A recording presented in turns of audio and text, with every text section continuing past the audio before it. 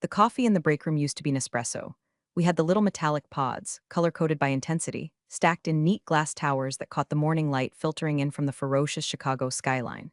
It was a small thing, a $2 luxury that the old man, our founder, Mr. Henderson, insisted on.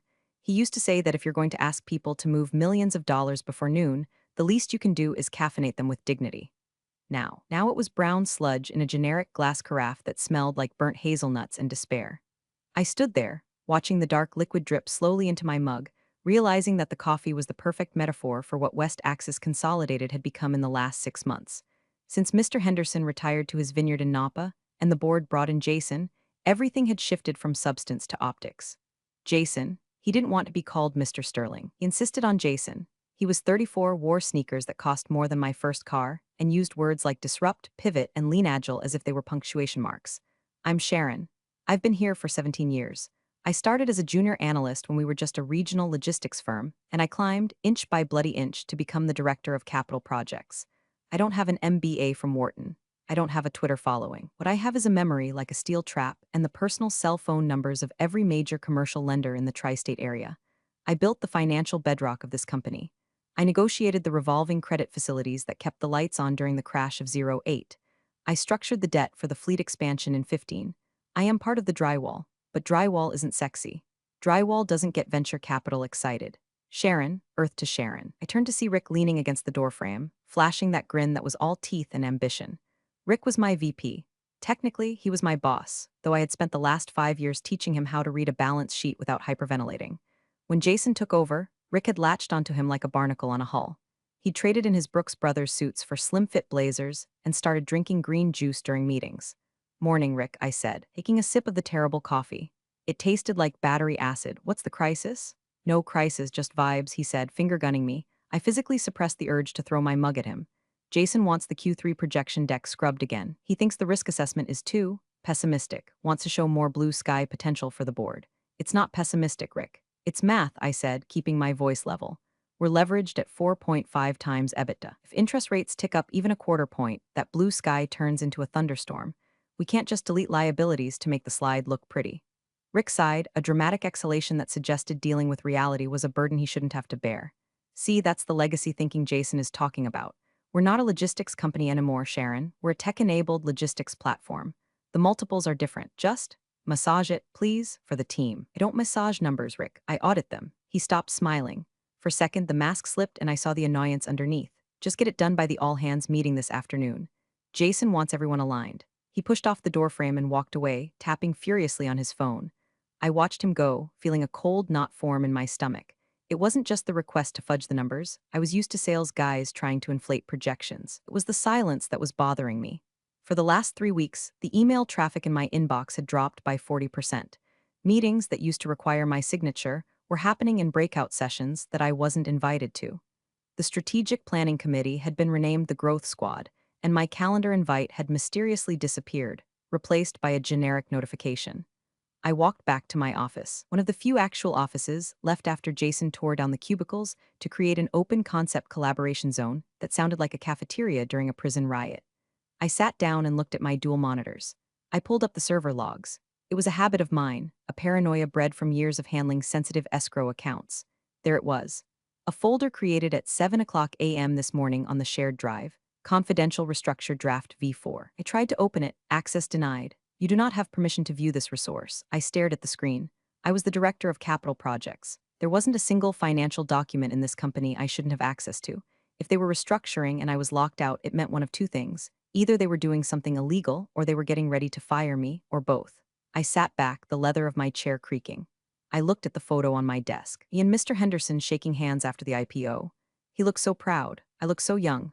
Legacy thinking, Rick had said. I opened my drawer and pulled out a small red notebook. It was my backup brain. In it, I had written down the details of every covenant, every clause, and every handshake deal I had made over the last 2 decades. I flipped to the back, to a section titled 2021 Debt Consolidation First National Bank. My eyes scanned the lines I knew by heart, but I needed to see them written down to calm my racing heart. Clause 17B, Key Person Provision. A slow, cold smile spread across my face. They thought I was just an obstacle. They thought I was just a middle-aged woman with a spreadsheet habit who didn't understand the vision. They thought they could just delete me like a bad line of code. Speaking of code, if you're enjoying this descent into corporate madness, give me a solid and hit that subscribe button. It helps me keep the lights on and the coffee better than what I'm drinking right now. Anyway, back to the impending train wreck. I closed the notebook and locked it back in the drawer. The all-hands meeting was in 4 hours. Jason was going to stand up there and talk about the future. Rick was going to nod and clap like a trained seal. And they were going to look at me, sitting in the back, and think I was finished. I took another sip of the battery acid coffee. It still tasted terrible, but now it tasted a little bit like fuel. I opened my laptop and started typing an email. Not to Rick, not to Jason, but to Mark, the president of First National Bank. Subject, catching up. I didn't send it yet. I saved it to drafts. I needed to see how they played this. I needed to see the whites of their eyes. The office outside my glass wall buzzed with the frenetic energy of young people who didn't know that companies could die. They were talking about stock options and launch parties. They didn't hear the structural groaning of the hull. But I did. I had built the ship, after all, and if they wanted to throw the captain overboard, they were going to find out the hard way that I was the only one who knew how to steer. The town hall auditorium was freezing. It was another one of Jason's changes, keeping the ambient temperature at a brisk 68 degrees because he'd read a blog post somewhere that said colder temperatures increased cognitive synaptic firing. To me, it just felt like a morgue. I sat in the third row aisle seat. It was my spot. It had been my spot for 10 years of quarterly reviews. Around me, the new breed of West Axis employees were settling in, balancing their laptops on their knees, their faces illuminated by the blue light of Slack channels and Twitter feeds. There was a nervous energy in the air, the kind of electric static that precedes a thunderstorm or a mass layoff. The lights dimmed, and the bass-heavy intro music started thumping. It was Radioactive by Imagine Dragons. Of course it was. Jason bounded onto the stage. He wasn't wearing a tie. He was wearing a t-shirt under a $2,000 blazer that said Disrupt in binary code. He grabbed the microphone with two hands, leaning into it like a stand-up comic about to roast the front row. "How are we feeling, West Axis?" he shouted, a smattering of woos and applause. It wasn't the thunderous ovation Mr. Henderson used to get, the kind that came from genuine respect. This was the applause of people who were afraid of losing their vesting schedule.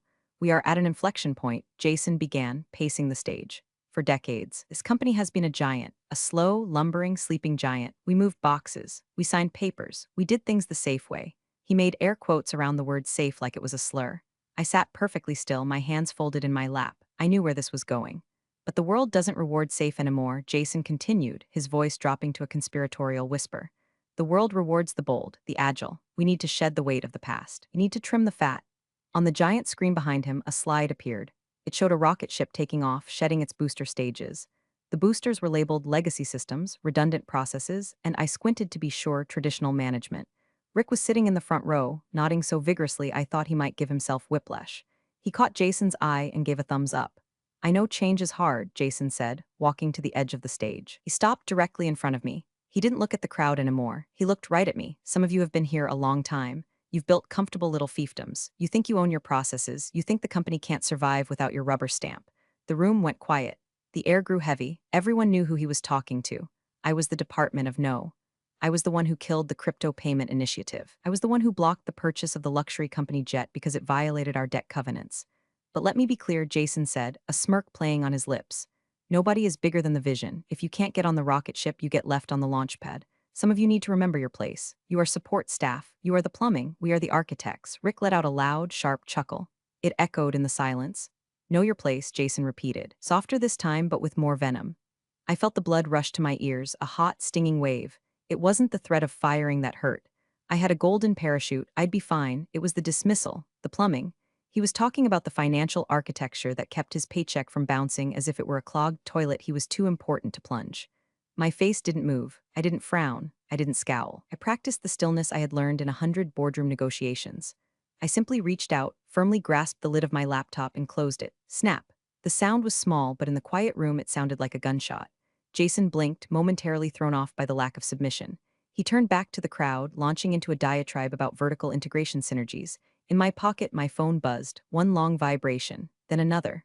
I slipped it out, shielding the screen with my hand. It was a text message, not an email, a text. Sender, Mark, First National Personal Message. "Sharon, are you in the room with him?" My risk officer just flagged a drawdown request for $40M on the revolver. Signature looks creative. "Call me now." My heart stopped, then restarted with a slow, heavy thud. $40 million, the entire liquidity buffer, and creative signature? That meant they had tried to bypass me, had tried to forge an approval or use an old authorization code. I looked up at the stage. Jason was gesturing wildly at a graph that went up and to the right, totally divorced from reality. He looked like a god. He felt like a winner. He had just publicly humiliated the only person in the room who could save him from federal prison or financial ruin. Know your place, I whispered to myself. I stood up. Jason stopped mid-sentence. Going somewhere, Sharon. We're just getting to the good part. Bathroom, I said clearly. My voice didn't shake, unless I need a permission slip for that too. A ripple of nervous laughter went through the room. Jason's jaw tightened. Don't take too long, you might miss the future. I wouldn't miss it for the world, I said. I walked up the aisle, my heels clicking rhythmically on the concrete floor. I didn't look back. I pushed through the heavy double doors into the hallway, the thumping bass of the presentation fading behind me. I looked at the phone again. Call me now. I walked to the floor-ceiling window overlooking the city. I took a deep breath, inhaling the scent of industrial cleaner and ozone. The anger was gone. It had been replaced by a cold, crystalline clarity. I swiped right and pressed the call button. Good morning, Mark, I said. My voice was calm, contrasting sharply with the chaotic thumping of the bass that still bled through the auditorium doors. Sharon, Mark's voice was clipped, tight. I could hear the background noise of a trading floor or a busy bank office on his end. Mark wasn't a branch manager. He was the president of commercial lending for the entire Midwest region. We didn't talk about the weather. I have a drawdown request here initiated by a Jason Sterling. It's timestamped 10:45 a.m. It's asking to max out the credit facility for a quote-unquote strategic acquisition in the APAC region. I stared at the city below. The cars looked like toys. I'm not aware of any acquisition in APAC, Mark, and I certainly didn't authorize a $40 million wire. I know you didn't, Mark said, because the authorization code used was from an old protocol. It's technically valid in the system, but it hasn't been used since Mr. Henderson left. It triggered a level 3 compliance flag on our end. He's trying to bypass the counter-signature, I said, the realization settling on me like a heavy coat.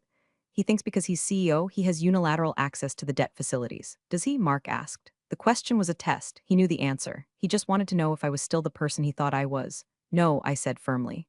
Reference the 2021 Restructure Agreement, Section 4, Paragraph 2, and the side letter regarding the key person provision. I heard the typing of keys on his end. Pulling it up now? Yes, here it is. Drawdowns exceeding $5 million require the dual authorization of the CEO and the Director of Capital Projects, specifically Sharon Miller. And here's the kicker. Failure to maintain Sharon Miller in a key oversight role constitutes a technical default. A technical default, I repeated, tasting the words. For those who don't speak banker, a technical default is the financial equivalent of a nuclear launch. It doesn't mean you ran out of money. It means you broke the rules of the loan. And when you break the rules, the bank doesn't just get mad. They get everything. They can freeze accounts, demand immediate repayment of the entire principal, in our case, $150 million, and essentially seize the company's assets. Tried to remove you from the signatory list this morning, Mark said, his voice dropping an octave. We got a fax from your legal department, a request to update the authorized officer list. Your name was crossed out, replaced with Rick, what's his name? The one who looks like a game show host? Rick Stevens, right, Stevens. We rejected it pending your confirmation. I closed my eyes. They had really tried to do it. While I was sitting in that meeting, listening to Jason insult me, they had tried to erase me from the company's financial DNA. Mark, I said, leaning my forehead against the cool glass of the window. I need you to do me a favor. Do not process that wire. Obviously, Mark snorted. I'm not sending $40 million to a guy who wears hoodies to board meetings unless you tell me it's okay. And the signatory change? It's in the trash. As far as First National is concerned, we're the gatekeeper. That was the deal we made with Henderson. We bet on the jockey, not the horse. You're the jockey, Sharon. Thank you, Mark. Sharon, he paused. If he pushes this. If he tries to override the bank? He will, I said. He thinks banking is an app on his phone. He doesn't understand that relationships are legally binding. Then he's going to hit a wall. A very hard, very expensive wall. What do you want me to do? I looked at my reflection in the glass. I looked tired. I looked 45. I looked like plumbing. But plumbing is what holds the water. And without water you die. Hold the line, I said. He's going to call you. He's going to scream. He might threaten to move the business to Chase or Wells Fargo. Let him try, Mark laughed. With your leverage ratio, nobody touches this debt stack without your personal guarantee on the oversight. You're the only reason the covenants are waived. Exactly. So when he calls, don't answer, let him sweat. Let him think the system is broken. I need him to realize that his rocket ship doesn't have any fuel unless I sign the check. Understood. I'll put a temporary hold on the revolver. System maintenance or compliance review. Let's go with compliance review. It sounds scarier. Perfect. And Sharon, yeah, watch your back. If he's trying to move that kind of money this fast, he's desperate. Liquidity might be tighter than the public reports show. I know, I said, that's why I'm going back to my desk. I have some legacy systems to update. I hung up the phone. The silence in the hallway felt different now. It wasn't empty. It was pregnant with potential. Inside the auditorium, I could hear the muffled sound of applause. Jason must have just unveiled the new logo or something equally useless. I turned away from the meeting. I walked toward the elevators. I wasn't going back to the auditorium. I was going to my office. I had work to do. If Jason wanted to play games with the company's lifeblood, I was going to show him what happens when you cut an artery. The office floor was deserted. Everyone was still in the town hall, drinking the Kool-Aid. The silence was absolute, save for the hum of the HVAC and the distant wail of a siren 3 blocks over. It was the perfect atmosphere for an execution. I sat down at my desk and woke up my computer. The screens glowed to life, 2 monolithic eyes staring back at me. I cracked my knuckles, a cliché, I know, but satisfying nonetheless, and logged into the back end of our ERP system. Most people think the CEO has the master key to a company. They imagine a golden password that unlocks every door. In reality, modern corporate governance is a web of permissions, roles, and segregation of duties. Jason had the title, but I had the admin rights to the finance module because I had set it up 10 years ago when we migrated from legacy servers. I navigated to user management roles executive leadership. There was Jason's profile. Permissions, full read/write, level 5 approval authority, and there was Rick's. Permissions, read/write, level 4 approval authority. I didn't delete them. That would be sabotage, and I wasn't going to give them grounds to sue me for destruction of data. I simply enforced the rules. I clicked on Global Settings Compliance Protocols. I checked a box labeled Enforce Strict Segregation of Duties, SOX 404. Then I went to the Treasury Management module. This was the interface that talked to the banks. It was the bridge. I found the pending transaction queue. There it was, the phantom request for $40 million, sitting in a pending bank acknowledgement state. I opened the audit trail for the request. It showed the user J. Sterling had initiated it and R. Stevens had approved it 1 minute later. Dual approval, technically correct, except for one thing. I opened the approval hierarchies table. I found the rule for capital expenditures $5M. I added a new condition, requires approval group, director cap proj. Then, I went back to the specific bank interface account settings. I changed the security protocol from standard to enhanced verification. This meant that any outgoing wire over $10,000 would now require a physical hardware token, a little RSA dongle that generated a 6-digit code every 60 seconds. I had the only active dongle in my top drawer. Jason had lost his weak one. Rick never picked his up from IT. I sat back and watched the screen. The system refreshed. The little green light next to the bank link flickered and turned amber. Status, verification required. Somewhere in the cloud, the digital handshake between West Axis and First National was suddenly demanding a secret password that only I knew. I wasn't done. I opened my email and drafted a message to the general counsel, Sarah. Sarah was a good lawyer, but she was terrified of Jason. She bent with the wind. I needed to stiffen her spine. 2. Sarah Jenkins, General Counsel, CC. External Audit Partners, Board Risk Committee, Subject, Urgent. Compliance Alert, Unauthorized Debt Restructure Attempt, Sarah. I have detected an attempt to draw down the entirety of our revolving credit facility, $40M, this morning without the requisite covenant certification or the signature of the designated guarantor, myself, as required by our 2021 Master Credit Agreement. Per our fiduciary duties, I have placed a temporary compliance hold on all Treasury functions to prevent a technical default. Please advise the board that any alteration to the signatory list without bank consent triggers immediate repayment clauses. Regards, Sharon. I hovered the mouse over the send button. Copying the external audit partners was the nuclear option. Once the auditors knew, couldn't be buried, it had to be investigated. It became a material event. I looked at the clock. 11:45 a.m. The town hall would be ending in 15 minutes. They would be walking out high on adrenaline, ready to spend that $40 million. I clicked send. The whoosh sound of the email leaving my outbox felt like the sound of a guillotine blade dropping. Almost immediately, my instant messenger popped up. It was Bob from IT. Bob IT, hey Sharon. Getting weird alerts from the Treasury server. Says token mismatch for the CEO's account. Did you change something? I typed back, just running a routine security patch, Bob. Tell him to restart his system if he complains. It usually takes 24 hours to propagate. Bob IT, lol okay, will do, THX. I leaned back in my chair. The trap was set. The water was cut off. Now, all I had to do was wait for the house to catch fire. 30 minutes later, the executive floor was buzzing again. The growth squad was gathering in the main boardroom, the one with the imported Italian marble table, and the view that cost $10,000 a month in rent. I wasn't invited, of course, but the boardroom had glass walls, and sound travels surprisingly well through the vents if you know which chair to sit in nearby. I sat in the breakout area just outside, ostensibly reviewing a stack of invoices, but my ears were tuned to the frequency of disaster. I could see them. Jason was pacing, still high on his own supply from the speech. Rick was setting up his laptop, projecting a slide deck titled Project Velocity, a pack expansion. The board's finance subcommittee was there, Three serious-looking men in gray suits who had flown in for the occasion. They were the money men. They didn't care about disruption. They cared about ROI. Gentlemen, I heard Jason say, his voice muffled but audible. What you saw downstairs was the vision. What Rick is about to show you is the fuel. We are ready to pull the trigger on the acquisition of Thai Logistics in Singapore. The LOI is signed. The funding is secured. One of the board members, Mr. Sterling, no relation to Jason, ironically, this was old money Sterling, leaned forward. Secured?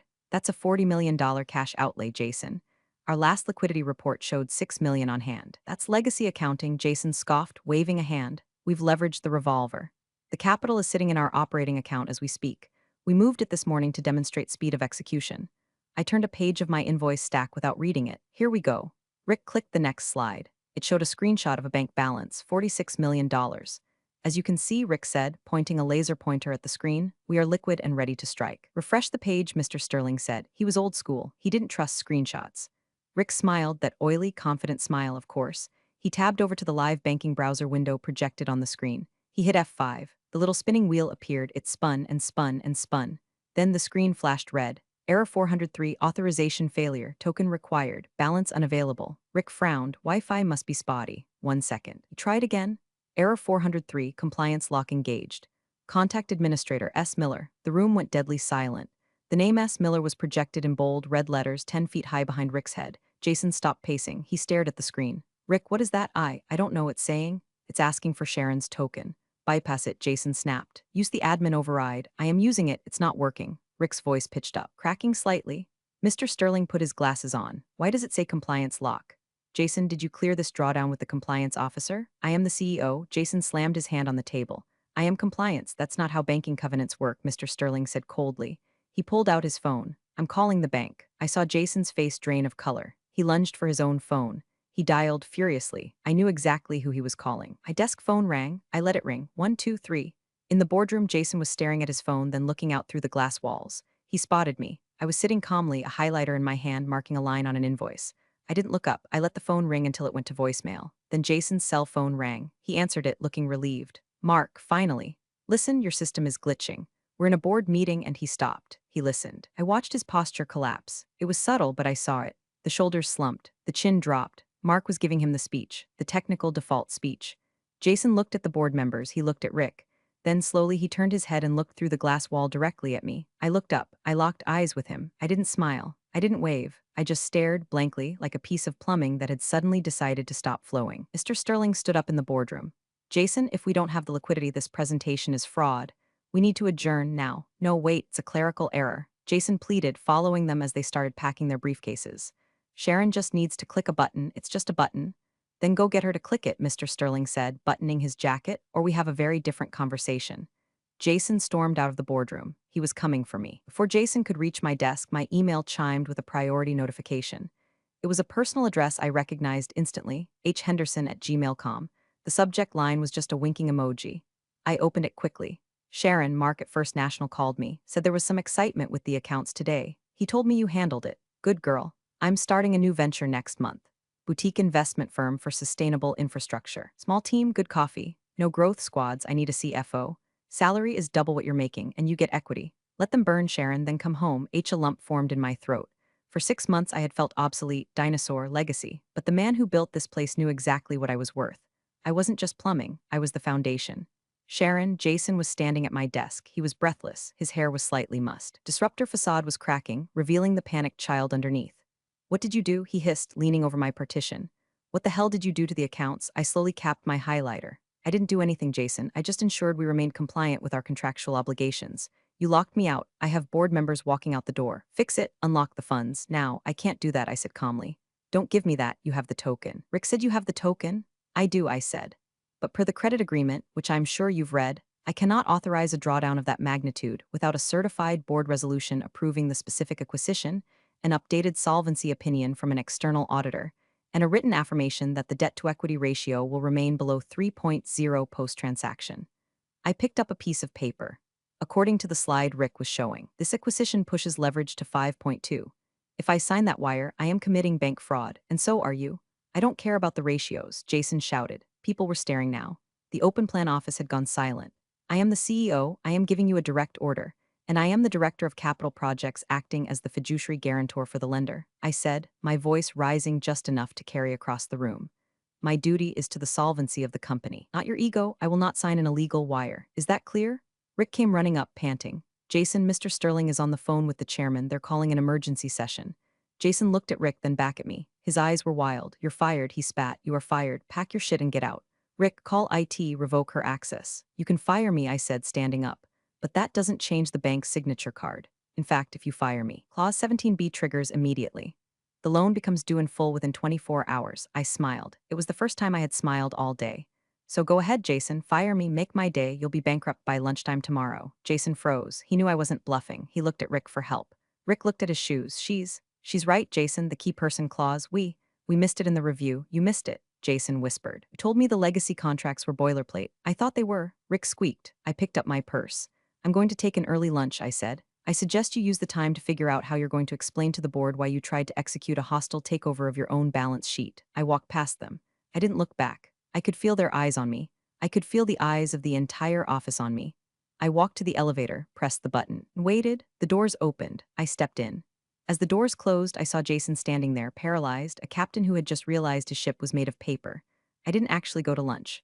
I went to the coffee shop across the street, a real one with baristas who knew how to pull a shot, and sat by the window watching the West Axis building. My phone blew up. 7 missed calls from Sarah, general counsel. 3 from Rick. 0 from Jason. 1 email from the chairman of the board, explicit and terrifyingly brief. Subject: emergency session 2:00 p.m. to Jason Sterling, board of directors, CC, Sharon Miller, review of covenant status. Attendance mandatory. At 1:45 p.m., I walked back into the lobby. The security guard, Mike, who had been there as long as I had, gave me a nod. They're running around like headless chickens upstairs, Sharon. What did you do? Just cleared a clog in the plumbing, Mike, I said. When I reached the executive floor, the atmosphere had shifted from panic to funeral. The growth squad was nowhere to be seen. The assistants were whispering. I walked straight to the boardroom. The door was open. The entire board was there, some in person, some on giant screens via Zoom. Jason was sitting at the head of the table, looking like a schoolboy called to the principal's office. Rick was sitting in the corner, trying to make himself invisible. When I walked in, the conversation stopped. Miss Miller, the chairman said. He was a stern man who had built his fortune in steel. He didn't like tech bros. Thank you for joining us. Please take a seat. He gestured to the chair opposite Jason. I sat down. I placed my red notebook on the table. We have received a formal notice from First National Bank, the chairman said, holding up a piece of paper. It states that an irregular transaction was attempted today, and that as a result, the bank has placed a freeze on all credit lines pending a full audit of our governance controls. He looked at Jason. Jason tells us this is a misunderstanding, a glitch caused by your refusal to update a password. Jason glared at me. She hijacked the system. She's disgruntled because she wasn't included in the strategic planning. Is that true, Miss Miller? The chairman asked. I didn't answer immediately. I opened my notebook. I smoothed the page.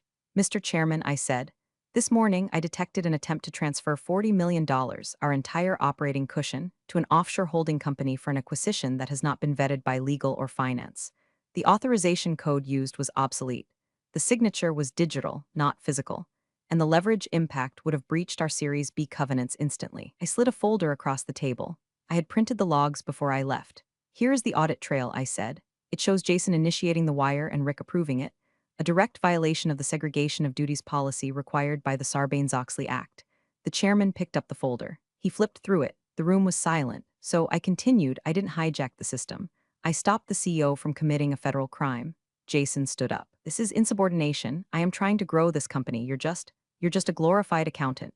Sit down, Jason, Mr. Sterling, the board member snapped. Jason stayed standing for a second, then sank back into his chair. Miss Miller, the chairman said, looking at me with a new expression. Respect, fear? Maybe both, if we lift the freeze. Will the bank work with us? That depends, I said. On what? On who makes the call. The board asked for a 10-minute recess to confer privately. That meant they were calling the lawyers to see how much it would cost to fire Jason versus keeping him. We were left in the room. Me, Jason, and Rick. The silence was heavy, thick with the smell of sweat and expensive cologne. Jason spun his chair around to face me. His face was blotchy. The cool, detached visionary was gone. You enjoyed this, he whispered. You planned this. You waited until the exact moment to humiliate me. I didn't plan anything, Jason, I said, checking my watch. You tried to rob the bank. I just turned on the alarm. I was going to fix it, he hissed. Once the acquisition went through, the revenue would have covered the debt. We would have refinanced in Q4. It was a bridge. It wasn't a bridge, I said. It was a gamble. With other people's money. You don't get it, he shook his head, looking at me with genuine pity mixed with hatred. You're obsessed with the rules. You don't understand how the real world works. You have to break things to build things. I built this company, I said, my voice dropping to a low, hard tone. Mr. Henderson and I built it. We built it on trust. We built it on paying people back. You think breaking things is a strategy? Breaking things is just breaking things. Rick stood up. Jason, maybe we should. Shut up, Rick. Jason screamed. He threw a pen against the wall. It shattered. He turned back to me. I can still fix this. I can talk to the chairman, but I need you to back me up. Tell them it was a system error. Tell them we discussed it. If you do that, I'll double your salary. I'll give you stock. I looked at him. He was bargaining. It was pathetic. I don't want your stock, Jason. It's inflated paper. Then what do you want? He pleaded. You want my job. You want to be CFO? Take it. Just unlock the account. I don't want your job, I said. The door opened. The board members filed back in. They looked grim. The chairman sat down. He didn't look at Jason. He looked at me. Miss Miller, he said, we have spoken to the bank. They are refusing to release the funds or lift the covenant freeze until they receive a verbal confirmation of stability from the designated guarantor. He paused. They won't talk to Jason. They won't talk to me. They asked for you. Jason looked at me. His eyes were wide, pleading. He knew his fate was entirely in my hands. If I said the company was unstable, the loans would be called and he would be the CEO who crashed the company in 6 months. I stood up.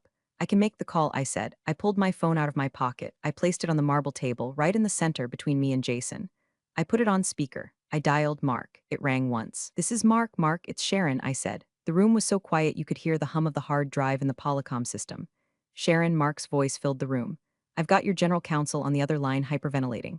What is the status? I looked at Jason. He was holding his breath. The status is? Corrected, I said. The unauthorized transaction has been canceled. The internal controls held. Okay, Mark said, and the leadership. Do I still have my key person in place? I looked at the chairman. He gave me a barely perceptible nod. For the moment, I said, but Mark, we're going to need to update the signatory list immediately.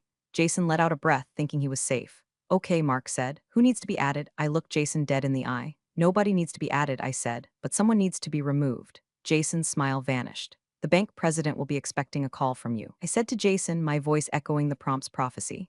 Now, but I was talking into the phone. Mark, I'm handing the phone to the chairman. He has an update regarding the CEO position. Understood, Mark said. I'll wait. I slid the phone toward the chairman. Jason stood up. Sharon, you can't sit down, son, the chairman barked. You're done. Jason slumped back, defeated. The rocket ship had exploded on the pad. I picked up my notebook. I picked up my purse. Where are you going? Rick asked, his voice trembling. He knew he was next. I'm going to finish my lunch, I said, and then I'm going to draft my resignation letter. Resignation? The chairman looked up, alarmed. Sharon, wait, we need you. If you leave the covenant requires a competent CFO, I said. I'll stay for 2 weeks to transition the accounts. I won't let the company fail. I care about the people here too much. But I'm not working for this board anymore. I looked at the screen at the slide of the rocket ship still projected on the wall. You wanted to trim the fat, I said to the room. I'm just helping you out.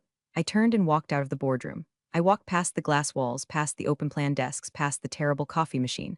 I walked out of the building and into the bright Chicago sunlight. My phone buzzed. It was a text from Henderson. Coffee is warm. Desk is ready. Come on home. I typed back on my way. I hailed a cab. As I got in, I looked back at the West Axis Tower. I imagined Jason upstairs, trying to explain to a banker why he wasn't allowed to touch the money anymore. Know your place, he had said. I smiled, watching the building fade into the distance. I knew my place. It was wherever the hell I wanted it to be. Big thanks for watching, you sneaky seniors. Subscribe to keep the coffee pot brewing revenge. Your ex-colleagues won't know what hit 'em.